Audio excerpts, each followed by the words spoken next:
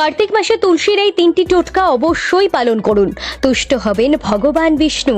কোন টোটকাগুলি পালন করার পরামর্শ দিচ্ছেন জ্যোতিষশাস্ত্রবিদরা, জেনে নিন। এই বছর কার্তিক মাস শুরু হয়েছে 8ই অক্টোবর, শেষ হবে 5ই নভেম্বর। এই মাসটি চতুর্মাসের শেষ মাস। এই সময় তুলসী রোপণ ও পুজোর বিশেষ তাৎপর্য রয়েছে। কার্তিক মাসে সূর্যোদয়ের আগে ঘুম থেকে উঠে স্নান সেরে তুলসী মাতাকে জল অর্পণ করুন এবং তাকে প্রদক্ষিণ করা উচিত।